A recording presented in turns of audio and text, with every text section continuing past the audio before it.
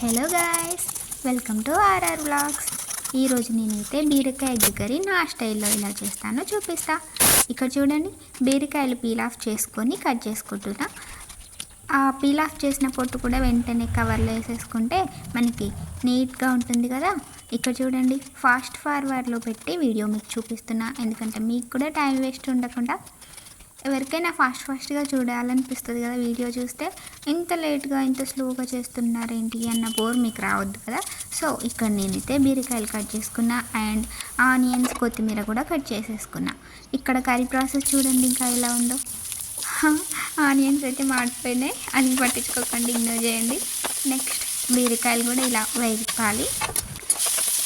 అలా బీరకాయలు మెత్తగా కుక్ అయిపోయే వరకు కొంచెం మూత పెట్టుకొని వేపిన తర్వాత ఇక్కడ పసుపు అల్లం వేసి మళ్ళీ కలుపుతున్నా. మళ్ళీ పసుపు అల్లం వేసి మళ్ళీ మూత పెట్టేసి కొంచెం సేపు వల్లిపోయిన తర్వాత అందులో ఉప్పు, కారం, మసాలా అన్నీ వేసి మళ్ళీ కలిపేస్తున్నా. మళ్ళీ కొంచెం మూత పెట్టి ఉండనివ్వాలి. అది ఫ్రై అయిపోయిన తర్వాత తడబడుతున్నా కదా, ఫస్ట్ కదా, కొత్త వీడియో అలాగే అవుతుంది. ఎగ్స్ కూడా వేసేసి మళ్ళీ మూత పెట్టేయాలి. చూడండి ఇక్కడ ఎగ్స్ ఎంత యమ్మీగా కుక్ అయిపోయినాయి, నాకైతే అలాగే తినాలనిపిస్తుంది. చూడండి, కొత్తిమీర గార్నిష్ చేసుకొని అయిపోయింది మన కర్రీ. బాగుందా? నార్మల్గా ఉన్నా కూడా లైక్ చేయండి, బాయ్, సబ్స్క్రైబ్ కూడా చేసుకోండి.